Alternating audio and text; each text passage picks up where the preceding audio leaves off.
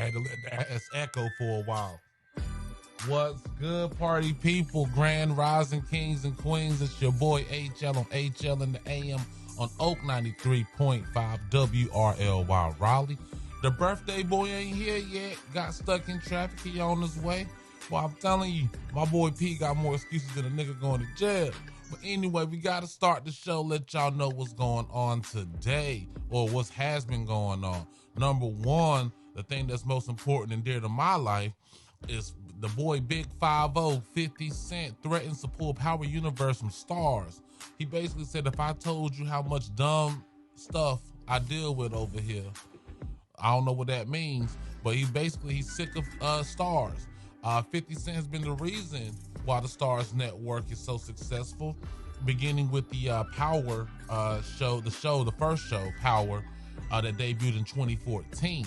The show has then spawned 3 spin-offs, and as a result of the Power Universe's success, 50 has been able to greenlight other shows for that network like BMF. That doesn't go to say that the Big 5-0, Fifth, aka Eminem's boy, has not had his fair share of problems with Starz. In a recent Instagram post, he seemed to have had enough and started doing a tirade. A tirade, that's like a bunch of media posts. One, he was like, this is me packing my stuff, Starz, with a eggplant emoji for some reason. Then he had another one with some bags, some luggage, talking about he's getting the F away from Starz. And then he said that his contract is up and he's planning on leaving the TV network that helped him build his Power franchise. So my question is does that mean that the Power Universe is a rizzy?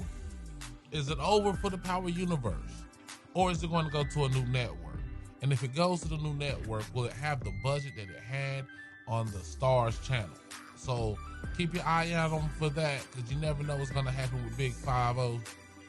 Also, a recent interview with The Times, Samuel L. Jackson said that he should have won a Best Supporting Actor Oscar for his role in Quentin Tarantino's classic 1994 film Pulp Fiction.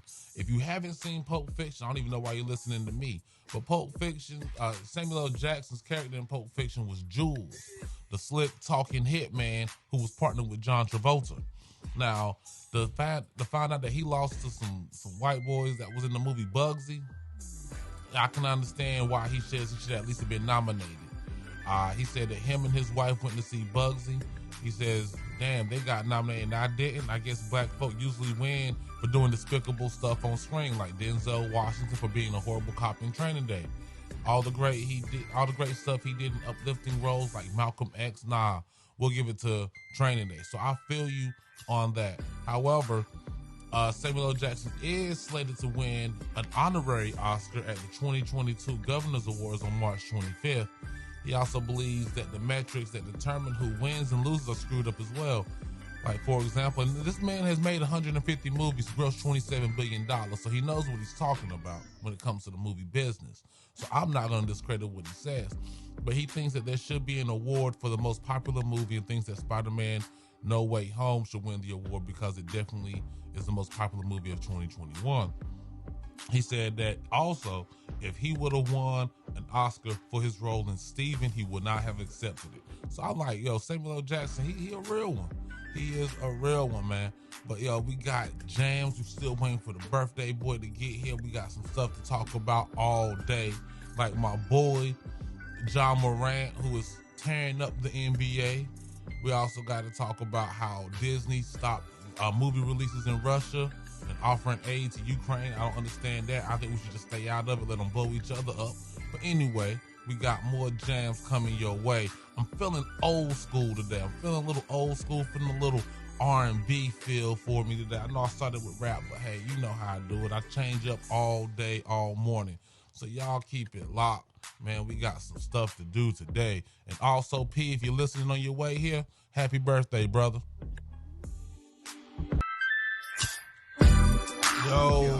And the birthday boy finally made it to the building, like an hour and 10 minutes late, but he's still here. I'm sober. So he can read all of your birthday well wishes in the stream. Yeah, Ashley P said happy birthday, P. Ashley, thank you, sweetheart. With the cold Stevie Wonder impression. Thank you. Yo, but I was waiting for you to get because we really needed to talk about this State of the Union. Oh yeah, State of Bull. Man, I was like this, man. I was sitting here like, man, this lying ass nigga. Oh, he was lying like you said, an inmate in jail. Yeah, no, man. I'm gonna tell you some of the highlights. Number one for me was, of course, the topic of Ukraine and how he deflected like a mofo. He was sitting there saying that Ukraine citizens are fighting hard. They did not expect this, and then he went on to say that the U.S. and NATO will definitely be there to protect NATO territory. Right. Which is basically the same thing I say when I say F Ukraine. Right. Let them racist niggas protect themselves. That's how I look at it, and I will never change that stance. Yeah, because they're doing pretty good for themselves right now. So I don't think they need us in any form or fashion. It's kind of like, yo, don't make me go in the house and go get my cousin who just got out kind of situation. Yeah. You know what I mean? That's what they think. That's what they're using us and NATO for. Yeah. But Ukraine, I'm sorry, don't take it the wrong way, but it is what it is. Facts are facts. They racist. They racist, B. I mean, they're Nazis. Remember they said at the beginning that them cats was Nazis. They did say they were Nazis. And now they're acting like Nazis. They're acting like Nazis, I mean, I understand that you're from that country and, the situation's going there, but don't need to be pushing out black people and people that are Asians, Indians, anybody who's not Ukrainian, you guys are treating them like Russia's treating you. But it's okay. Yeah. So just get in where you fit in. Right. So no, I'm not going to support that. And wish you the best of luck. I don't. I hope y'all both blow each other off the planet. Like, think about how much better the world would be if Russia and Ukraine just disappeared. Then we have to move up there. And we have a lot of land. There's a lot of land up there. Yeah. Yeah, like I'm dead serious. I want them to nuke each other to death. That's what I would love to see. I would love to see, like, no longer a Russia, no longer a Ukraine. Then we can't move up there. It'd be like Chernobyl. Yeah. Yeah, basically, it'll be like, we can move up there in about 100 years. 100 years. About 100 the years. animals will be good, though. The nuclear fallout will be kind of strong. It's in Alaska. That'll be the only problem. Yeah. That nuclear fallout might get to Alaska. Yeah.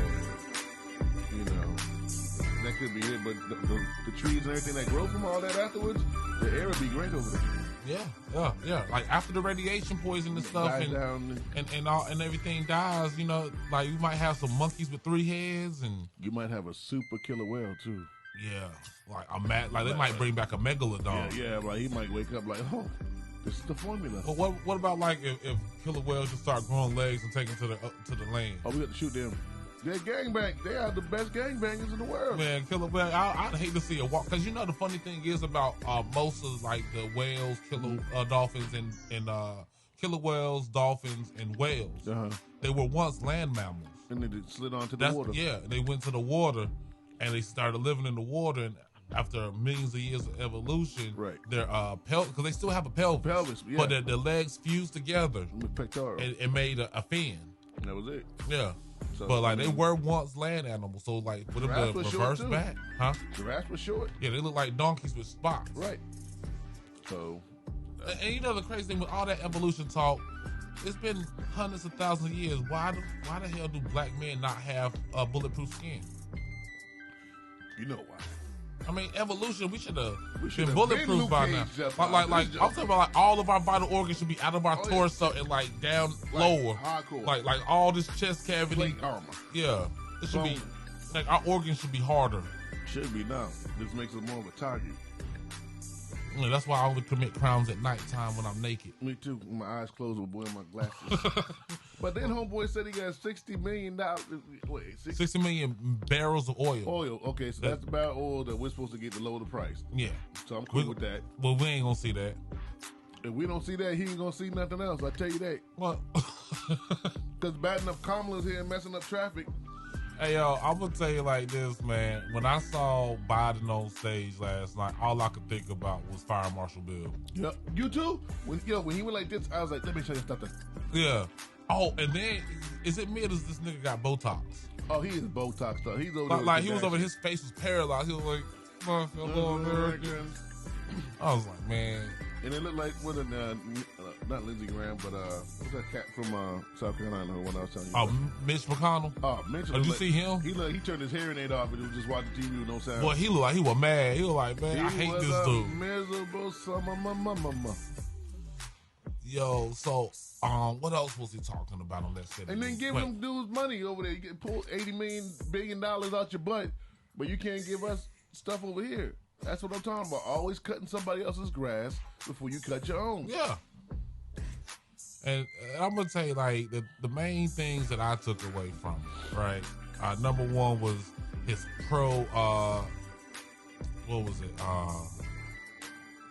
his pro-Ukraine stance, kind of like talking about how great they were and stuff. And I'm sitting here like, forgetting them. The inflation, when he was talking about the inflation concerns, and he really has no clear-cut path to fix that. And then he patted himself on the back for 15 minutes about the American Rescue Act. Yeah. And forgetting. And then COVID. Remember how he was talking about his great response to COVID? Right. And I'm like, man, all y'all do is act like COVID don't exist no more. Y'all distracting us with all this Russia, Ukraine stuff. Right. Just like prime example. And I'm gonna tell you like this. I've noticed one thing. Every time anything becomes a hot button or hot topic subject, when it comes to presidencies or any sort of policies, they start killing black people. Yes. We seem to be the out. Yeah, like think about it like this. They never really fixed the problems that they had when they were deporting Hispanics and all the little jails that they put them in. They never went anywhere. No, they didn't shut them down. They didn't stop detaining all these immigrants that they held because they were illegal immigrants. They didn't stop tearing families apart. No. Now what they did was they started killing black people to shut us up about that. Right. And now we can talk about police brutality. Bingo. Calalinko. And then once that, then they're like, wait a second, what happened to all the detention camps and the ICE centers and all this other stuff? They're still open. They're still open. They were like, oh wait, we got COVID now. You got a new one. And now that people are like, now that the population is basically under control with the COVID, pandemic, situation, what I'm saying? They were like, well, what about these ICE detention centers and the police brutality? Oh, we have a war in Ukraine that we have no intentions on ever trying to help. Right. And that's it. We are a dark distraction for the world. Yeah. And then I'll tell you something else that the only thing that Biden said that made sense to me was that after this war with Ukraine, Russia's going to be weaker. That's if they lose. Oh, apparently they're running out a lot of gas and food. Yeah. And then he shut down the airspace, so ain't nobody flying. Oh. He ain't Amazon and nothing in. Right, yeah. He ain't. See, the thing is, and we were talking about this earlier, they have stockpiles of gold, but ain't nobody gonna sell them nothing. Ain't nobody selling them nothing. They're on their own. They're on their own. Look, the liquor from yesterday, from the governor here. See, the thing is, and this is the one thing about America and Americans that I do love, is the fact that we don't need nothing else from nobody else. We can literally make everything right here. It might be more expensive. It might not have the best quality, but like from vodka to beer to cars to TVs to insulin, everything that we actually need, not the wants, but the needs of Americans can be manufactured in America. And we'll stop doing that pretty soon. Yeah. The homeboy, what's that, Intel, taking over all that property out there. Yeah, the one in Arizona, I think they said. Yeah. That's going to be dope. So, me personally, I don't think it's going to be a world war. I think it's going to be a European war. And I honestly hope that America just stays out. If they just overwatch it, but, like I said, the same thing. You're doing everything else, cutting everybody's grass, and you're not cutting your own. Yeah. That's what it comes out to. Some more jams. Y'all keep it locked. Yo, and that was that Rolling Kid in Play. When them jams make you want to kick step to it, yo. Oh, there's P. What happened, man? Out there celebrating your birthday, huh? Some birthday soda. Yo, P, so earlier today, man, you might not have heard it, but when I was talking about Samuel L. Jackson. I heard it. Oh, you heard it? Yeah. What do you think about him saying that, man, that he should have won an Oscar for Pulp Fiction? I believe him. I agree. That was the coldest role. Man. He was better than John Travolta. Yo, low key, I remember, man, I was in church, right? And we had to do the children's corner. Oh. And he had to submit a Bible verse, and I had just saw Pulp Fiction. Oh, no, you didn't. How'd he do it? Do it. Man, I can't remember. Wait, let me look it up real quick. Wait, what was it? I strike down with vengeance. Wait. The righteous man's path is the set. I can't remember it, but I remembered it then. I did that whole joint. Tells me, hey man, brother, hey man, little. I was like, you were the popular dude that day. Man, all the young kids my age knew exactly what I was doing. The older ones, all the old people in there, they was like, oh, he know his Bible. I strike I know. great vengeance. Yeah. And you will know my name is the Lord. When I rain my vengeance upon thee. But yeah, the path of the righteous is beset. It's something I can't remember all of that. You're gonna make me watch it now. Yeah, to get to it. Yeah, that was the best scene. Wait, that was the coldest scene. Yeah, that's what I loved about church back then. But was like that line. That was like the coldest line I think ever. It would definitely be top 10 lines of any person he in any movie. After that line. Yeah. Like he didn't fathom, he didn't waver. He executed right after that line. Jules meant what he said. Yeah, Jules, and that was the thing. Jules was like a skinny, like Jerry Curl wearing cold-blooded badass. Yeah. Like you would not expect, like when they robbed the restaurant at the end, you wasn't expecting Jules to be that badass dude. So like, pull my wallet out. Which one is it? It's the one that say bad mother on it. I was like, man, I love this dude, right? Like, and he was in shorts in Hawaiian shirt. And you know the funny thing is, Jules would not mess with me. Like, Jules would not be cool with me. Like, Jules wouldn't want to deal. You know what I'm saying? Get your fat ass out my way. That's how Jules would talk to me. That's Jules. But I would want to be Jules' best friend. I got to roll with him. Yeah, I'm following him. Like, I would follow him like a disciple. That's it. Because I know he's going to lead me down the right path. Yeah. Or at least the right opportunity. Yeah. No, the path of the righteous man is beset on all sides by the inequities of the selfish and the tyranny of evil men. Blessed is he who in the name of charity and goodwill shepherds the weak through the valleys of darkness, for he is truly his brother's keeper and the finder of lost children. That's part of it. I ain't all of it. But yeah. Again, though, that's the code verse. Man. To a dope movie. To an underrated movie. I mean, I think he was better than John Travolta. I'm calling the wolf. What you call the wolf? Get the wolf. I mean, if you think about it, he made all the calls. Yeah. And I'm going to tell you like this, man. Like, people, I ain't going to lie to you. I know Quentin Tarantino's racist. But because Samuel L. Jackson messes with him, he gets a pass. He gets a seasonal pass. Yeah. And then I ain't gonna lie, the way that he did Django. Hell, Dawn of the Dead did it for me. Dawn of the Dead? Yeah. Well, yeah, that was Quentin Tarantino. Yeah, he was racist as hell in Dawn of the Dead. I mean, he let the Mexicans go. Yeah. He let them jokers go. But, like, the way he made Pulp Fiction for me, and Pulp Fiction was the way it was written, to have, like, man, it was like, to me, I'm surprised that didn't win some Oscars. They didn't remember Hollywood didn't like him. Yeah, Hollywood him and Spike Lee. Right. So if they don't like you, you already know. You ain't in nothing. But man, it was like I think Django is definitely one of my favorite movies. Like, as far as serious movies that's non-comedic, right? It's probably my favorite non-comedic movie. Because it hit all the attributes. Yeah, I mean, because you had number one, Jamie Foxx absolutely crushed it. Oh, yeah. Now the white dude, Dr. Schultz, whenever he would introduce his horse and the horse would bow, right? That was cold. Like, this is Fritz. Mm-hmm. On cue, yeah. Like that right there was cold. Like, that made me like his character right there. That plus he was German, right? And he was anti-slavery. Think about that for a second. Let that sizzle in your spirit. Yeah, even Germans were more civilized than Americans in that manner. Yeah, because Americans are greedy, man. Let's call it what it was. And lazy. Yeah, they left the whole country because they didn't want to follow the rules and felt that they were being inflicted by tariffs and taxes and all this. And then came over, murdered a whole race of people, and did the same thing. Yeah. So what was the point of leaving? You could have kept your ass where you were. Because they were told that they couldn't be Protestant. See, the thing was, America was founded from the lack of accountability. That's basically it. They didn't want to be held accountable to the rules and regulations of the Catholic Church.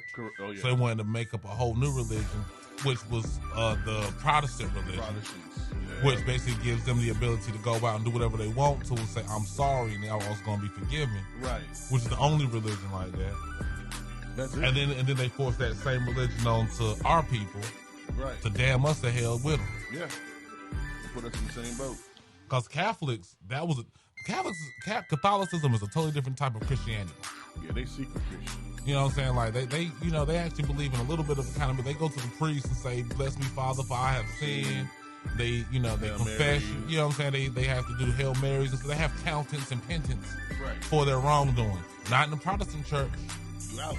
What do? You just say, "Lord, God forgive me," and just keep going. Keep it moving. I gotta go. I'm sorry, it's hard for me to believe that it's that simple. That's one thing I've never really understood about Christianity. That's the other part about it, because there's so many holes in, how I like to say it. Yeah, holes and wiggle room that it just be bugging me out sometimes. Yeah. Oh, Teron, that's a good question, man. So my boy T, he puts What up, in. Ron? Would you say? He said, "Happy birthday to you." Appreciate you. He said, "Would you say an honorary award means more than winning by election? In my opinion, just me, I'd appreciate both, but honorary mean more." That's a great question. Me personally, I believe an honorary award is not meritorious. It is, but it ain't. Like, for example, like, I believe that the honorary award would be appreciated, but I would want one in the moment, based solely off of my merits. Like, I think it's more of a an honorary means you earned it, and it's a collection of all your works, which is great. You know what I'm saying? But for me, I would rather it just be that one role that I did. Right. But to be recognized is to be recognized. To be rewarded is to be rewarded. And he knows that, like, everybody knows Samuel L. Jackson. So, there's no denying his skills in his art form. But if you think about it, like Michael J. White, it's another person who slept on. Mm-hmm. Or, because he's outlandish or he's, brazen. They don't want to hear that mess. Yeah, because I'm gonna tell you, they don't like Michael J. White because he can whoop everybody's ass. He can tear the whole room up. Ain't nobody beating Michael J. White's ass. Nobody. Let it be a white Michael J. White. He'll be all over the place. He'll be the national hero. Yeah, man. But I'm just happy to see Samuel L. Jackson getting some sort of flowers while he's alive. I mean, like I said, the man made 150 movies. Yo. He grossed $27 billion in the box office. They wouldn't have been a good Avengers without him. Put it that way. Yeah, they would have. Like, Nick Fury wasn't the reason that Avengers was good. I mean, okay, think about who they could have replaced him with, and would it be still as interesting during those parts when he was on? All right. So Nick Fury, right? Nick Fury's character. Next part. But normally, you read the comic book. I'm just gonna spitball 5 people that could have played Nick Fury in no particular order. Okay. Denzel, Mahershala Ali, Daniel Kaluuya, whatever the dude from Get Out was. Angela Bassett. Viola Davis. Forrest Whitaker. Who else could have played Nick? Oh, we'll get back to that. We got some jams for y'all. Keep it. Yo, that beat just dropped. I knew we gonna try out the beat same day. Right. But man, that one right there, you get like, that might be my new sound for my background. Yo, I'm telling you, that comes on in the morning and hits you the right time. That's like that Big Daddy Kane joint from Juice. Yeah. I used to be my anthem in the morning and get it busy. Man, I don't know. What up, Barb? What's up? Oh, so you gonna put what's your Cash App, man, so people can send you some blessings on your birthday? My Cash App is $$ Preston Yancey. Preston Yancey? Yeah. Man, you sound like you should own like 4 or 5 Fortune 500 companies. I'm working on it. Yeah, with that name, you definitely will have it soon. I'm putting it in chat. Yeah, put it in the chat so cats can bless you for your birthday. I might send you $1. See how the way my bank account is set up. Dollar meals work. You know, I got a savings and I got a checking. And I'm not saving or checking on yours. I got it. But yeah, that beat right there makes you just want to get up and do something. Yeah. While we was listening to these jams, we was over here talking, man. We miss grandma. We miss them. Because grandma, they were the queens. I'm gonna say the queens of accountability. Absolutely. You couldn't just go to your grandma. You know what I'm saying? Not my grandma. I couldn't go to my grandma or grandmas like my grandma. Okay. And be like, hey, grandma, I got a chick pregnant, but I ain't taking care of it. No. Or grandma, she had a baby, but it ain't mine. I couldn't say stuff like that to my grandma. No. Like my sister couldn't go to grandma at 19, be like, hey, grandma, I'm pregnant. We couldn't do stuff like that. You couldn't even sit on the same sofa with your girl. My grandma found out I won't take care of my babies. It's over. I told you what she going to do. It's a risk. Reach out to you. Grab him put him on the computer phone. Let me talk to him. Put him on a computer phone.